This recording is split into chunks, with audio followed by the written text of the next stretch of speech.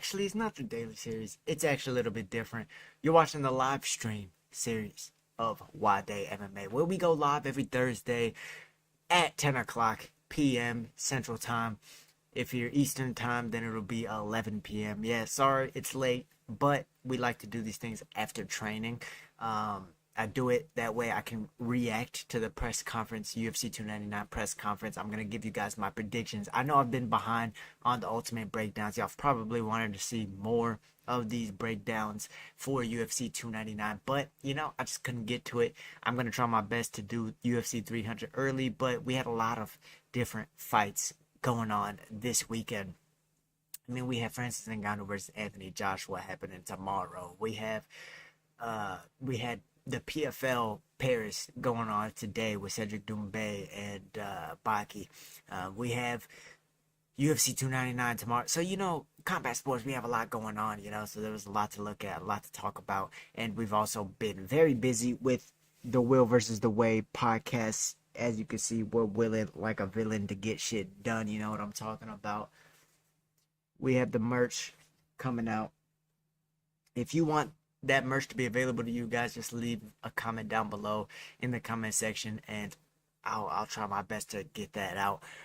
But for now, they're exclusive for us only, and they just look cool. You know what I'm saying? But we're going to get into the UFC 299 predictions on this live stream. We're also going to talk about the one championship card, one fight night 20. It's an all girls card, but it's different from the UFC girls fighting. You know what I'm saying? Because we have Muay Thai in 4-ounce gloves. We have kickboxing. We have MMA. And these girls in one championship, they really throw down. Now, UFC's girl competition is getting better. It was great at one point in time, and then it started getting a little lackluster. The flyweight division and strawweight division are still cool, but bantamweight division is very weak. But one championship has some girls that really throw down. So many world champions in one championship, and it's a really exciting card that I want to talk about. So first, we are going to talk about UFC 299, though. I think that's what we're all here for, or a lot of us are here for. We want to know, with such a good card, with such a stacked card, not only how it compares up to UFC 300, but who wins on the card. So first, we're going to, of course, start with the early prelims. I'm going to try and blow through the prelims, blow through the early prelims, and then get to the main card. That way, we're on the same page. You know what I'm saying? I'm going to give you guys maybe some of my top picks or some of the people I'm most confident in as well, just in case you guys are trying to make some bets. And then also, guys, remember, as the fights are going on, stay tuned for my community posts, because I will be sharing with y'all a parlay that I might be using. That way y'all can maybe make the same parlay as me, and if we win money, we will all win money together. You know what I'm talking about? So, with that being said, let's go ahead and get into the UFC 299 predictions. Thank you guys for stopping by. I appreciate all you guys tuning in live. This is going to go ahead and be dropped afterwards as well. So if you have to sign off for a little bit, no worries. You're not missing anything too crazy. But, if you're here live, ask me any questions. I'll get to you as soon as possible. I'm going to be checking in on the chat as well. That way I could talk to you guys live. But for now, go ahead and give the stream a thumbs up and say what's up to your boy. Let me know what's on your mind, man. How'd y'all like that UFC 299 press conference as we get into the UFC 299 predictions? Again, sorry I couldn't break all of them down with my in-depth fight analysis, but I'm going to do the best to give you guys the best picks right now. So, Karine Silva and Lauren Murphy were supposed to fight on this card. I think Lauren Murphy had to pull out, and she is now cut from the UFC. That's absolutely expected, to be honest. You know what's really crazy? Carla Esparza got cut after losing the belt to who she lose the belt to? That's right, Zhang Weili. After losing the belt to Zhang Weili, she got cut from the UFC. Isn't that crazy? I don't know if she retired. I don't know the ins and outs of it, but she got cut. Now, first fight on the card, Mariana Moroz, coming off of that loss to Karine Silva, fighting against Joanne Wood, or Joanne Calderwood. Yeah, anyways, I'm probably gonna be taking Marina Moroz. Joanne Calderwood is a very good. Uh, she has very good kickboxing. Known for her hands, and then her arm bars aren't too bad either. But she's been, if I'm not mistaken, yeah, she's 38 years old, but she's also been submitted quite a few times. Um, yep, got submitted by Alexa Grasso, got submitted by Jennifer Maya. Mariana Moroz has a solid ground game. She has submitted. Make sure this shit isn't playing in y'all's ear, cause that would fucking suck. Yeah. Anyways, she has submitted Courtney Silva back in the day. She has really nasty arm bars and really good striking as well. That's really what she's known for, Mariana Moroz. And so yeah, I'm choosing Mariana Moroz for this one. Let me go ahead and get back to the card. My bad, guys. Okay, back to the early prelims. So I got Mariana Moroz over Joanne Calderwood. Yeah, Joanne, I think she's coming up on her last couple of fights. But then we also got CJ Vergara versus Asu Almabayev. Asu Almabayev is coming off of a submission win over Ode Osborne. That was a very good win for him. And, while he's a very small flyweight, even for flyweight, he's going up against a guy in CJ Vergara who has gone against the who's who in the flyweight division on the Houston scene. He's coming from Fury FC. He had one of the comeback of the years, and one of the fight of the years in Fury FC. He also had a comeback of the year contender in the UFC. I'm not sure if he won it or not, but I know that man, he never fails to put on an exciting fight, and you can never really count him out. However, while he is a Houston native and your boy, is from Houston, I might be taking Asu Almabayev. Man, his ground game really looks legit. He looks like he knows where he wants to be, and he's not going to take any risks, man. CJ Vergara, while he is in dogfights, he's in dogfights because he also gets hit a lot, and he likes to commit to a lot of his shots. I feel like Asu Almabayev will be able to take him down, put some work on him, tire him out. CJ Vergara is never really out of a fight. I'm probably taking Asu Almabayev by unanimous decision.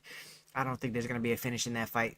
There's hardly ever finishes with flyweight fights, so that's my pick for that one. Robelis Despain versus Josh Parisian. Now, if you guys don't know who Robelis Despain is, I'm going to give you guys a little bit of insight because I've watched this guy live, actually. He's also coming out of Houston, Texas. He fought for Fury FC. Peep this. 4-0, right? He's 35 now. It's heavyweight prime, right? 6'6". He's not actually 6'6". Actually, he's 6'7" with an 85-inch reach, not an 84-inch reach. He's 6'7", 85-inch reach. I've seen this guy in person. He is huge. He's absolutely ridiculous, and he's mean. So, Josh Parisian, if I'm to give him advice, don't come out and touch gloves with him because you will get head kicked. He is a bronze medalist in Taekwondo for the Olympics. He has serious knockout power. I mean, one person he reminds me of actually is Francis Ngannou. Francis Ngannou was coming out and knocking people out, and it's very similar to Robelis Despain. Robelis Despain still hasn't gotten out of the first round. I think in 4 wins, he has an average fight time of 19 seconds.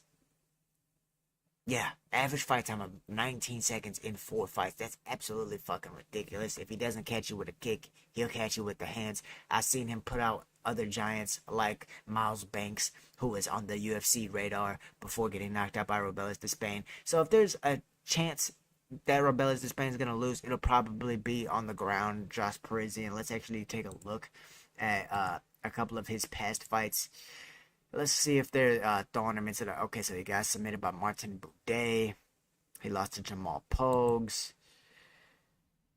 He knocked out Alan Boudreaux. That's good. Dontel Mays knocked him out. Okay. Yeah, not looking good. I think this might be a setup fight. Getting Robelis Despain's feet wet. I'm taking Robelis Despain. First round knockout. He's going to shock everybody and get his name on the map. Good card to be on. UFC 299. That's going to bring a name to the heavyweight division. Next, we have Michel Pereira versus Mikhail Oleszejczyk.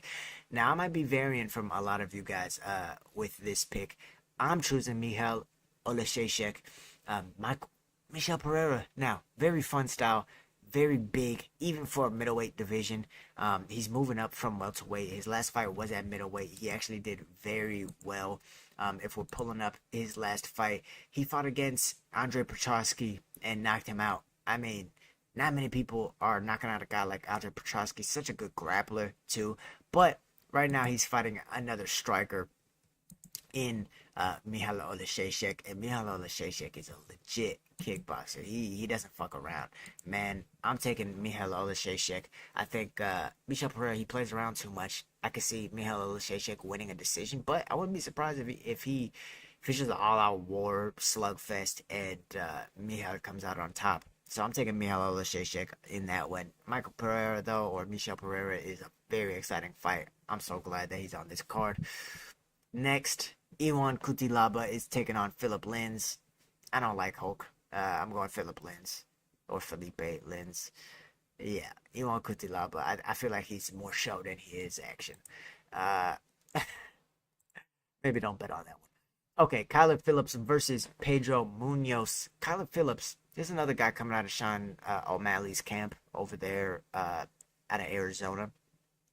He's on a bit of a win streak, man. If I remember correctly, I think he's like a 5-5 win streak. Let me go ahead and check this. Yeah, so he beat Raoni Barcelos. That was a good win.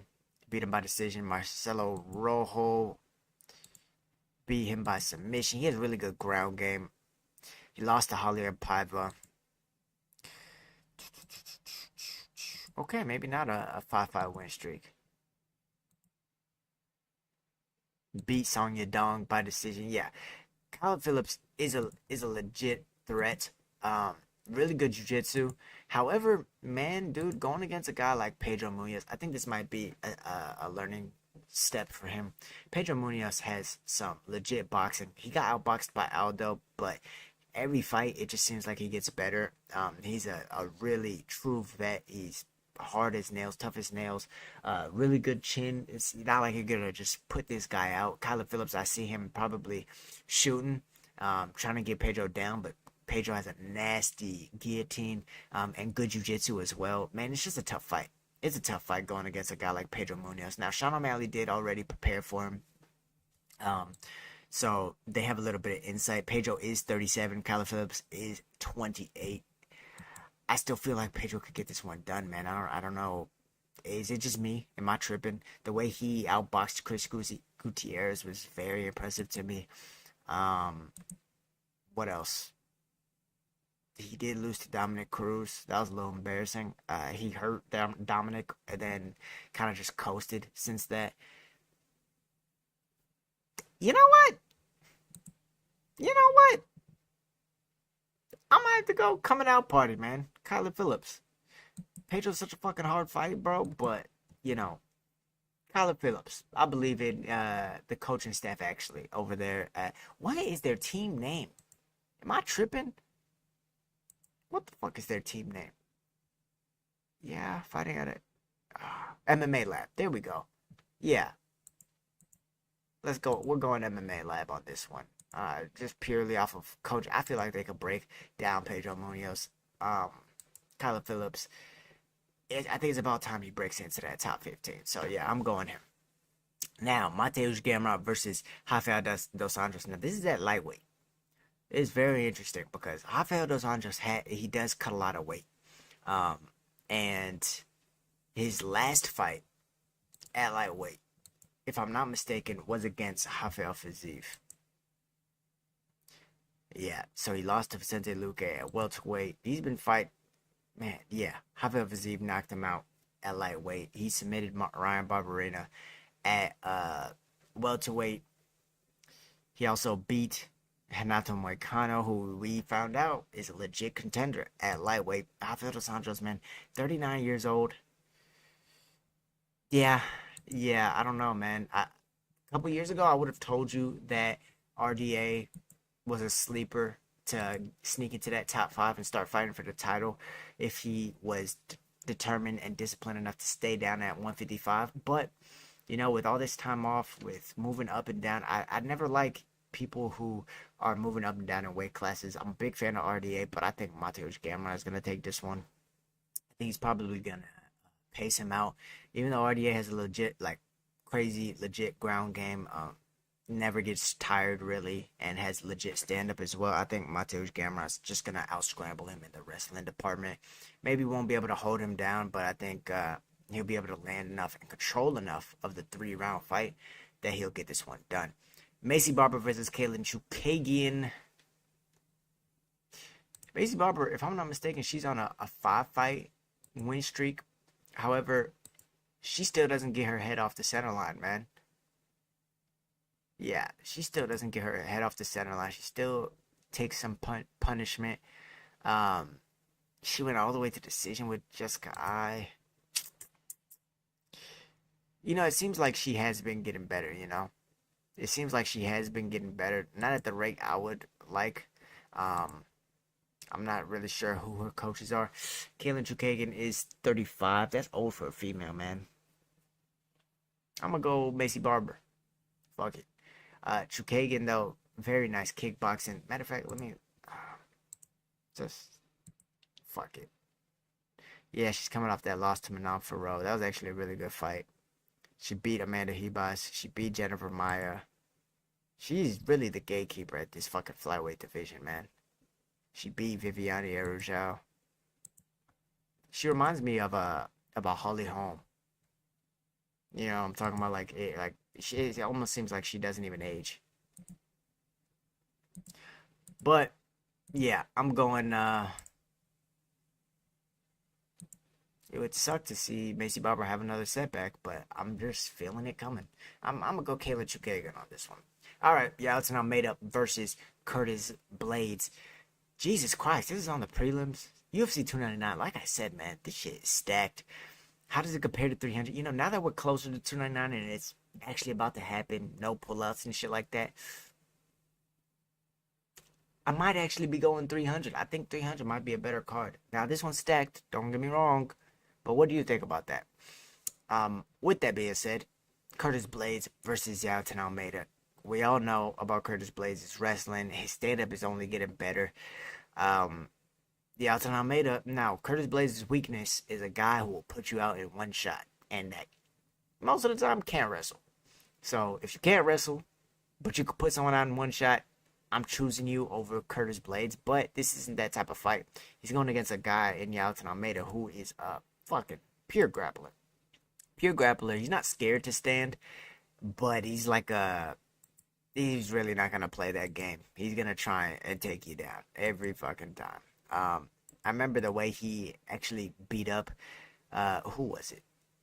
The way he beat up Shamil Abdurakhmanov was actually quite embarrassing.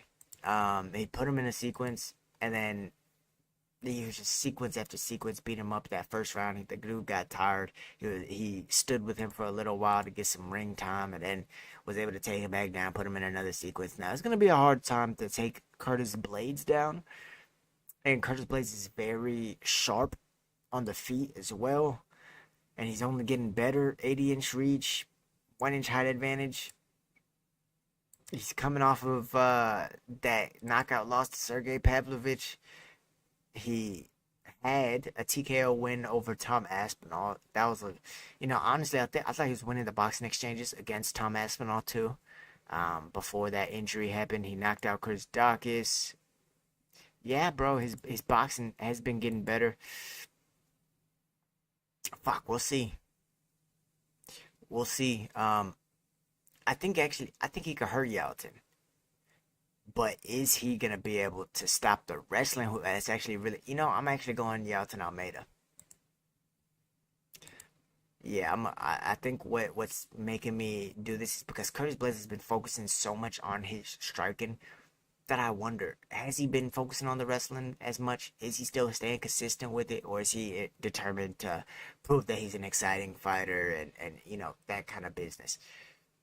When is he gonna stick with that jab? Is he gonna plant his feet and stay in the middle? If he does, I don't see that being very lucrative for him because Yalcin Almeida is really good at wrestling, really good ground game, and that combination is a dangerous one.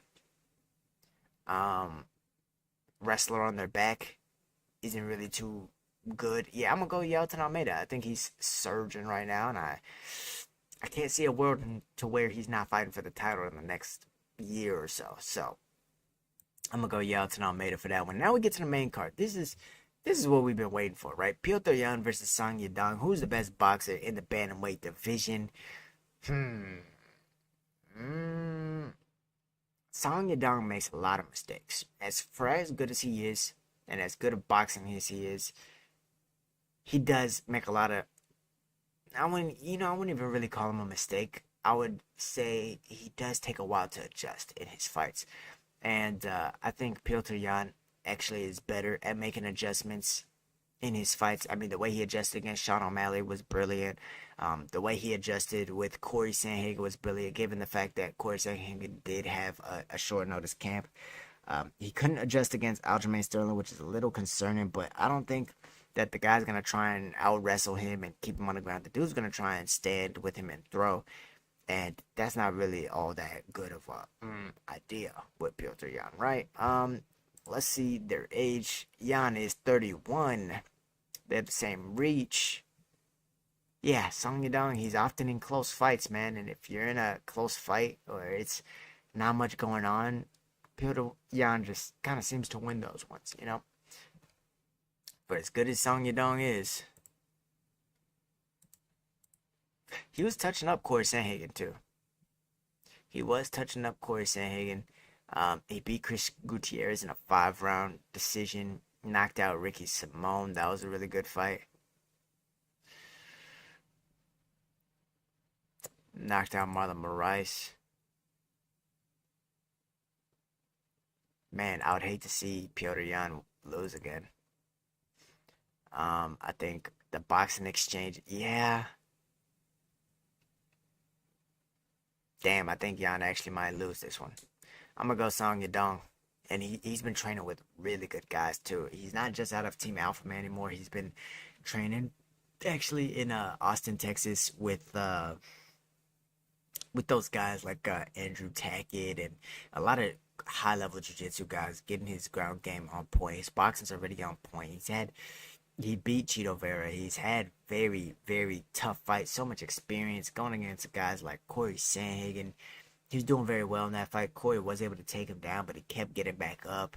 It got ended off that cut, which I think, yeah, sure, it was a nasty cut, but I think he could have kept fighting through it. I'm going to go Song Yadong. I really like Song's fighting style. That's a very hard one, though. I really wouldn't bet money on that one.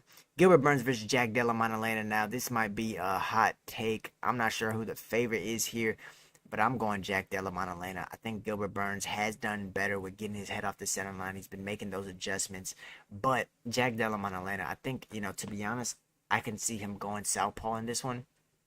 That way, it confuses Gilbert Burns. That way, it keeps longer distance and gap between him and Gilbert Burns. That way it's harder to shoot for takedowns.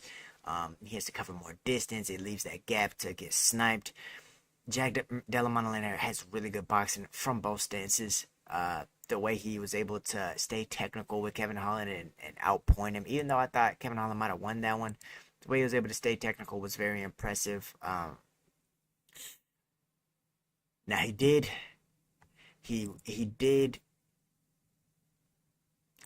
almost lose to Bezo Hafez. I'm not gonna lie to you.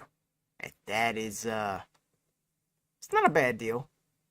Bezo he took that one on short notice and he just came in there to really fucking throw hands and wrestle. But yeah, man, I think the youth, Gilbert Burns, he's a danger to anyone. He gets them on the ground and it's almost night immediately. So, God, Australians can't wrestle, but I'm still going Jack Della Maddalena. Yeah, he's been taking grappler after grappler. He's been having to increase every fight that he's had. I think his wrestling will be up to par. I think he's gonna go southpaw, like I said, try and catch him in that middle space, and use that jab to a T. Go to the body. I can see all of that happening. A couple of stuff takedowns, and I can see Gilbert Burns starting to slow down a little bit. We'll see, but I'm gonna be going Jack Della Maddalena. I'm going youth on this one. Kevin Holland versus Michael Venom Page. Venom Page is a dangerous guy, man. A lot of you guys don't know about him because he was fighting in Bellator or whatever. His two losses came from Diego Lima. Diego Lima. Now, keep in mind, he was beating up Diego Lima in the first one until he got calf kicked and got knocked out as he was getting up, which was just a freak accident. Yes, he ended up losing. Uh, After that, if we go back and look at his record, Douglas Lima, not Diego Lima, Douglas Lima. Oh, he ended up winning a split decision. Okay, so he got that one back. Yeah, so he hasn't been fighting the competition, obviously, that Kevin Holland has. I'm not gonna lie to you guys and say he has. But the motherfucker can fight. I don't care who you are, and I don't care what promotion you're fighting for. If you can fight, you can fight. So he comes a little bit about his background. He comes from a point karate background. That's why he carries that style. That's why he's so exciting. That's why he is fucking around with everybody. And he'll throw you off. He'll throw you off. But one guy, if there's one guy who I know can fight against that kind of style, it's Kevin Holland, because he also will fuck around and throw you off. But the difference between the two is that Kevin Holland has a black belt in jiu-jitsu. He actually doesn't have bad wrestling. He's willing to mix it up. And the way they close the gap, they're all the way in or they're all the way out. They're both very long. I think Michael Venom Page might be a better striker than Kevin Holland. Kevin Holland might carry a little bit more power, but Venom Page has had no problem knocking people out in the past. I can see Kevin Holland closing the distance on one of Venom Page's long crosses, darting into range, get him in the clinch and taking him down. He's not gonna make the same mistake that he made with Wonder Boy, to where he's trying to let him back up and shit like that. He could have beaten Wonder Boy. He could have finished him. He could have finished him on the ground after he dropped him and whatnot. You know, there was a lot of things there that Kevin Holland fucked up, but I think he's gonna take this one more seriously. He's a big welterweight, tall, lanky, rangy, no homo, and yeah, I think he's gonna be able to get this one. I think it's gonna happen on the ground. Mark my word. Now, Dustin Poirier versus Benoit Saint Denis. I'm scared for Dustin. We all love Dustin Poirier, right? But this one does scare me. Um, Dustin, Dustin fucking Dustin, goddamn Poirier. So he's going against another grappler, Benoit Saint Denis. Now, keep in mind, this guy's a terrorist. Sorry, shouldn't say that. He's a terrorizer. He's a marauder, a fucking Viking. Benoit Saint Denis is gonna come in there and he's gonna look for the finish. He's gonna push the pace and he's not gonna slow down. The last person Dustin Poirier fought that was similar to Benoit Saint Denis was Charles Oliveira. Except this guy, Benoit Saint Denis, is a southpaw as well. So he's going against a guy, southpaw, who's gonna come forward. He wants you to grapple with him. He wants you to shoot in, clinch up, whatever it takes to get it to the ground. But he's also gonna throw as hard as he can every single second of the fight. We saw what he did to Matt Favola. He knocked him out. Um, and in my opinion, Dustin Poirier he's been getting style friendly fights. Justin Gaethje was even a style friendly fight. He had already beaten Dustin. Michael Chandler was a style friendly fight. Now he submitted Michael, who is a good wrestler, good jiu-jitsu. Charles was not a style friendly fight. Connor was a style friendly fight. Dan Hooker was a style friendly fight. Now but Dustin knows what he's getting into. That's what makes me a little bit more confident in Dustin Poirier. He knows what he's getting into, but he's going against a 28-year-old who, granted, doesn't get his head off the center line. I think Dustin, if he stays disciplined with his jab, can eat him up. But something's telling me Benoit's going to slip a jab, get into a grappling exchange, and if he doesn't get the first takedown, go for a second. If he doesn't get the second, go for a third. Kind of like Khabib said. And when he gets you down to the ground, I mean, I've seen this guy submit so many people. He finished Gabriel Bonfim just by slamming his back leg into Gabriel Bonfim until Gabriel finally decided to close the gap and then get into the wrestling exchanges. Benoit just was a step ahead in every grappling exchange. Ended up taking his back right before the end of the first round and choked him out with a body triangle, which is tough to do. I think Dustin's been living comfortable. He's 35. He's made a lot of money. He's been a champion. I think Benoit Saint Denis gets this one, man. And it's not just because he was a special forces agent and is a Viking and has 5 finishes in a row, but it's because he can finish you on the feet. He's born for the carnage. So is Dustin, but he's not only born for the carnage in striking, he's born for the carnage in grappling as well, and he's not going to stop. I've seen Dustin Poirier stop quite a few times in those wrestling exchanges, which is why people get the advantage over him in those grappling exchanges, like Habib. Now moving on. So I have BSD, I have Kevin Holland, I have Jack Della Maddalena, and then I have Song Yadong. Man, I feel like I'm going underdogs on this one. This is a little yeah. Y'all let me know what y'all think about these picks. But I gotta go with what the heart says, man. And in the main event for UFC 299, we're finally getting into it, man. The heart is saying Sugar Sean O'Malley's gonna win this one. I can just see Sugar Sean O'Malley coming out, side kicking the knee.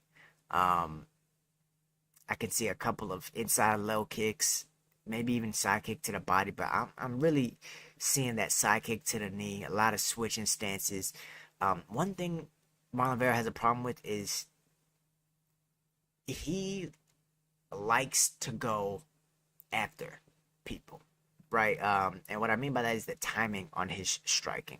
He likes to go after you strike, and then he'll close the distance, and then he'll try and find his shot, and he'll let you throw out things out in the water to where you're gonna waste a little bit of energy before he really gets started, right? Now, Sean O'Malley, and I broke this one down. This is the one fight I did an ultimate breakdown on. So if you haven't checked that out, go ahead and check that out, and you'll see what I'm talking about. But Sean O'Malley, I don't think he's just gonna come and try to lay everything on Cheeto Vera's guard. He fought him before. He knows how Cheeto fights. He knows he's gonna come with that high guard. It'd be pretty stupid if the power puncher or the sniper in Sean O'Malley just lets everything go on Marlon Vera's guard. I think he's gonna go high low. I think he's gonna add in a lot of feints, a lot of switching stances. He's a very tricky style, and I wouldn't be surprised if he shoots a couple of takedowns to get Marlon Vera down, just to control the range, not only with the striking, but with the grappling as well, similar to Corey Sandhagen and what he did. Now, Corey did end up fatiguing just a little bit to where Marlon Vera was able to capitalize a little bit in the later rounds, but it definitely shouldn't have been a split decision. Wasn't even a close fight. Corey Sandhagen definitely destroyed him. And I think that this one's going to be a better fight for Marlon. I think that if Sean O'Malley does just let loose on Cheeto Vera's high guard, that's the best chance of victory that Cheeto's going to have.